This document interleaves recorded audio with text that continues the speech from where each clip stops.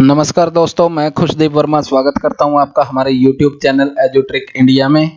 दोस्तों, आज की स्पेशल वीडियो आप लोगों के लिए लाया हूं जिन्होंने अभी तक 10वीं पास की है और अभी तक कोई भी जॉब नहीं लगी है, तो उनके लिए केंद्र सरकार ने डाक विभाग के अंदर दोस्तों अलग-अलग पदों पर नौकरियां निकाली हैं, जिसमें डाक सेवक, उसके अलावा ब्रांच मैनेजर और असिस्टेंट डाक मैनेजर।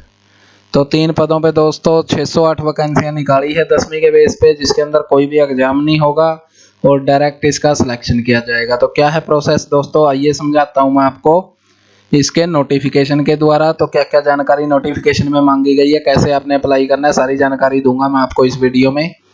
तो दोस्तों, जल्दी से अगर आपने पहले हमारे चैनल को सब्सक्राइब नहीं किया है तो अभी सब्सक्राइब कर लीजिए, साथ में जो बेल आइकन है उसे प्रेस कर दीजिए ताकि आपको हमारी अपडेट मिलती रहे रेगुलर।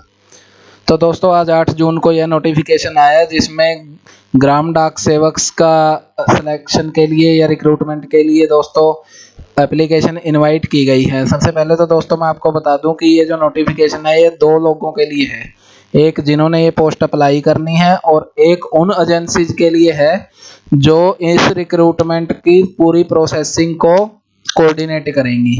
तो दोस्तों, ये जो पोस्ट निकली है ये गवर्नमेंट की पोस्ट है, लेकिन इसको मैनेज किया जाएगा अलग अलग इंगेजमेंट एजेंसीज के द्वारा, क्योंकि यह एक तरीके से आप ये समझ लो कि अलग अलग कंपनियों को ठेका दिया गया है और उसी के तहत ये ग्राम सेवक रखे जाएंगे केंद्रीय पोस्टों में अलग अलग सैलरी पैकेज के ऊपर। तो सबसे पहली जो पोस्ट है दोस्तों वो है ब्रांच पोस्ट मास्टर की है, जिसका काम रहेगा बेसिकली दोस्तों counter operating during prescribed working hour.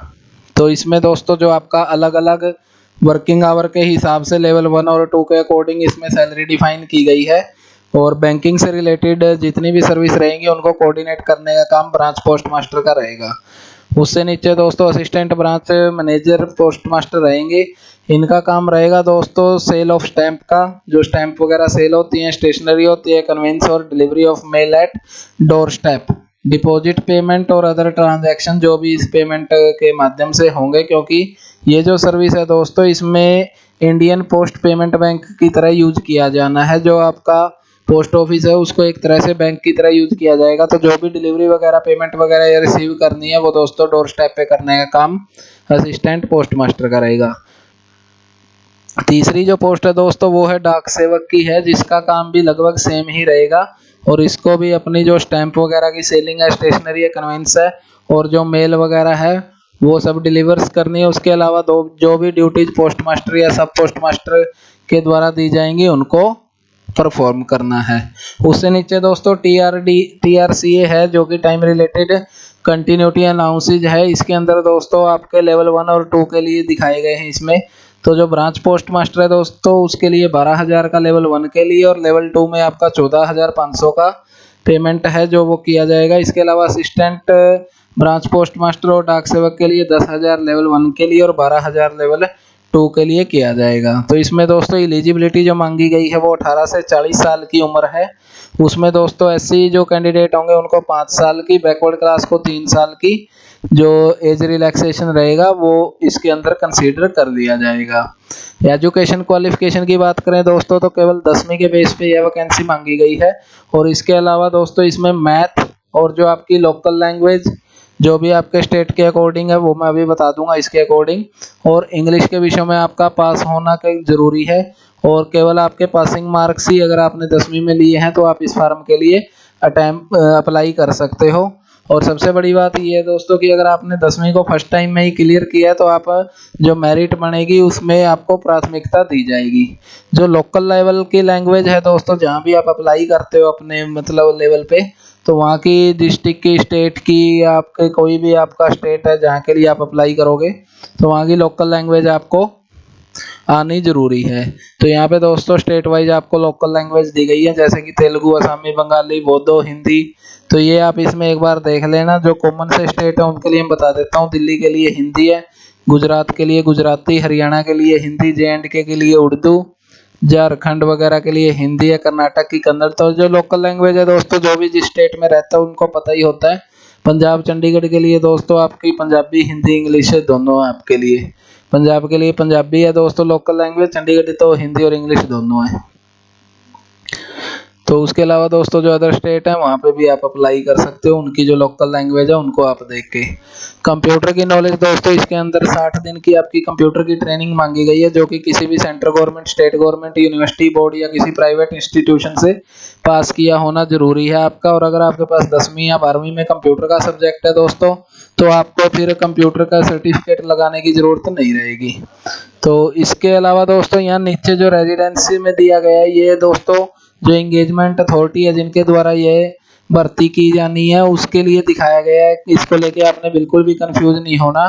तो ये जो बिल्डिंग वगैरह का अरेंजमेंट है, उसकी लोकेशन है, अप्रोच है, स्ट्रक्चर है, ये सभी काम जो एंगेजमेंट अथॉरिटी है उनका है।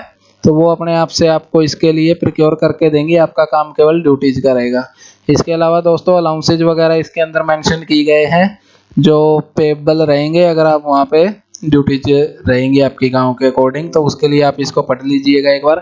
साइकिल की नॉलेज दोस्तों आपको आनी जरूरी है, क्योंकि साइकिल से इसका मैक्सिमम वर्कआउट होता है, जो पोस्ट वगैरह का डिस्ट्रीब्यूशन होता है। अच्छा दोस्तों, काफ़ी सारे दोस्तों को ये डाउट रहता है कि ये जो 1 लाख रुपए की सिक्योरिटी अमाउंट बोली गई है तो वो किसके लिए है। तो ये भी दोस्तों जो सिक्योरिटी अमाउंट है ये भी उनके लिए है जो एंगेजमेंट एजेंसीज हैं, तो उनको ही ये सिक्योरिटी अमाउंट दोस्तों जमा करवाना होता है। तो जो कैंडिडेट है उसके लिए यहाँ पे कोई भी ऐसी कंफ्यूजन नहीं है कि आप सोचो कि इसमें तो 1 लाख रुपए का यहाँ पे सिक्योरिटी मांगी गई है, तो उसको लेके आप बिल्कुल निश्चिंत रहिए। बाकी आप इसको पढ़ लीजिएगा। मोटी सी बातें इसके अंदर दोस्तों जो थी वो मैंने आपको बता दी हैं। इसके अलावा दोस्तों जो इसका मेथड ऑफ एंगेजमेंट है उसके बारे में मैं आपको बता देता हूँ दोस्तों। तो यहाँ पे जो आपकी दोस्तों जो पोस्ट सिलेक्शन होगा, इस सिलेक्शन में दोस्तों जितनी भी आपकी मेरिट लिस्ट बनेगी, सबसे पहले तो आपको बता दूं कि इसके अंदर कोई भी पेपर आपका नहीं होने जा रहा है। और जो 10वीं के अंदर आपने नंबर लिए हैं उन्हीं नंबरों के आधार पे दोस्तों आपकी 10वीं की जो मेरिट है वो कैलकुलेट होगी। तो 10वीं के अंदर अगर आपके अच्छे नंबर हैं तो आपके सिलेक्शन के चांसेस बढ़ जाते हैं। इसके अलावा दोस्तों अगर आपके पास 10वीं से ज़्यादा भी आपने क्वालिफिकेशन है, +2 है, BA MA है, तो उनका इस भर्ती में कोई भी फ़ायदा नहीं लगेगा, केवल 10वीं के नंबर ही कंसीडर किए जाएंगे। तो फालतू के कागज अगर आप लगाना चाहो वो आपकी मर्जी है, लेकिन उनका कोई भी आपको यहाँ मेरिट के अंदर में बेनिफिट नहीं मिलेगा। उसके अलावा दोस्तों जिनकी लोगों के ग्रेड में मार्क्स हैं तो उनके 9.5 के अकॉर्डिंग यहाँ पे ग्रेड कैलकुलेशन होगा, जो यहाँ पे नीचे मेंशन कर रखा है उसी के अकॉर्डिंग आपको इस भर्ती के लिए मेरिट लिस्ट तैयार की जाएगी जिसमें आपका सिलेक्शन किया जाएगा। उसके अलावा दोस्तों जो आपका अप्लाई करने के लिए यहाँ पे 2 साइटें दिखाई गई हैं दोस्तों। एक तो यहाँ indiapost.gov.in के नाम से है और दूसरा apost.in/gds ऑनलाइन के नाम से है। तो आज 8 जून को यह भर्ती आई है दोस्तों, 7 जुलाई तक चलेगी। तो इसलिए इसमें कोई भी जल्दबाजी करने वाली बात नहीं है, आराम से आप इसका वेट कीजिए 5-10 दिन, ताकि अगर कोई इसके अंदर मॉडिफिकेशन आता है तो वो आप उस समय पे अप्लाई कर सको। एक बार फार्म सबमिट करने के बाद में दोस्तों आप उस फार्म को एडिट या दोबारा से नहीं कर सकोगे कोई भी उसके अंदर में चेंजेस। फीस की जो बात है दोस्तों, तो फीस इसके लिए 100 रुपीज़ रखी गई है। जो SC कैंडिडेट और वुमेन कैंडिडेट हैं वो सारे कैंडिडेट इस फीस से एग्जेम्प्ट रहेंगे। उसके अलावा यहाँ पे दोस्तों चीज़ें बताई गई हैं, कुछ किस तरह से डॉक्यूमेंट आपने किस साइज में अपलोड करने हैं, सारी यहाँ पे डिटेल वगैरह, सिग्नेचर वगैरह और जो सर्टिफिकेट साथ में आपने लगाने हैं उसकी डिटेल दी गई है। उसके अलावा दोस्तों जो कैंडिडेट से रिलेटेड नोटिफिकेशन है वो यहाँ पे आप कोई भी क्यूरीज सेंड कर सकते हो, हेल्पलाइन नंबर दिए गए हैं जहाँ पे आप पता कर सकते हो। उसके अलावा यहाँ पे दोस्तों आपको जो पोस्टें हैं 608 के करीब में उन सबकी डिटेल दी गई है, रजिस्ट्रेशन और फीस सबमिशन की डेट है। उसके अलावा एंड डेट है दोस्तों, ऑनलाइन एप्लीकेशन की स्टार्टिंग डेट है और सबमिशन डेट है।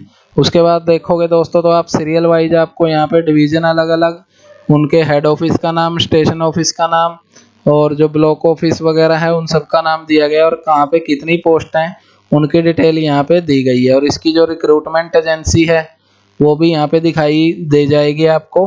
तो जो मैं बताया था आपको दोस्तों यहाँ पे जिनको कि इसके लिए अरेंजमेंट वगैरह करना है तो वो यहाँ के लिए है। मैं जैसे कि मैंने आपको पहले ही बताया था कि 2 लोगों के लिए ये पोस्ट है। तो ये जिस तरह से अगर मैं बात करूँ यहाँ पे अम्बाला के अंदर, तो आप देखोगे कि जो पोस्ट यहाँ पे फिल होगी, मान लो कि यहाँ अम्बाला सिटी की ये पोस्ट है दुर्गा नगर की, और जो भी इसके अंदर में यहाँ पे ब्लॉक या पोस्ट का नेम आ जाता है, यहाँ से देख लेते हैं।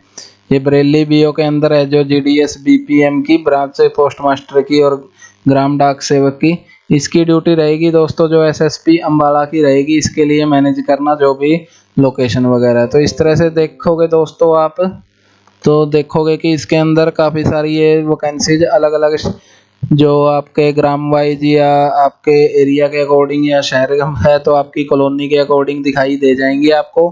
अल्फ़ाबेटिकली आप इसमें ढूंढ लीजिए जो भी आपके नज़दीक की हैं। सबसे ज़रूरी बात दोस्तों कि एक अगर पर्सन है तो वो 20 ऐसी पोस्टों के लिए एक ही एप्लीकेशन में अप्लाई कर सकता है। आप अपनी चॉइस की 20 ऐसी लोकेशन बता सकते हो जहाँ पे आप जॉब करने के लिए इंटरेस्टेड हो, तो वहाँ पे आपको जॉब के लिए बता दिया जाएगा।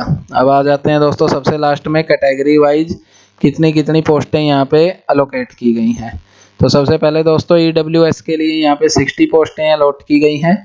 जो ओबीसी वर्ग है उसके लिए दोस्तों 147 पोस्टें हैं। पीडब्ल्यूडी ए के लिए 5, बी के लिए 6 और सी के लिए 7। उसके अलावा पीडब्ल्यूडी ई कैंडिडेट के लिए 1 और एससी कैंडिडेट के लिए 106 और जनरल कैंडिडेट की है दोस्तों जो अंदर रिजर्व की है वो 276 पोस्टें हैं। तो इस तरह से मिला के दोस्तों टोटल ये 608 पोस्टें रहेंगी दोस्तों, जो कि टोटली 10th के बेस पे रिक्रूट की जानी है। तो अगर दोस्तों आप लोगों को भी ऐसा लगता है कि आप इनके लिए एलिजिबल हैं और अप्लाई करना चाहते हैं तो आराम से आप 1 महीने का पूरा टाइम है आपके पास, आराम से अच्छे से पढ़ के समझ के अगर कोई डाउट है तो आप इसमें मेंशन कर दीजिए, मैं आपके इस डाउट का यहाँ पे सॉल्यूशन आपको बता दूंगा। मिलते हैं दोस्तों एक नए वीडियो के साथ, तब तक के लिए जय हिंद जय भारत।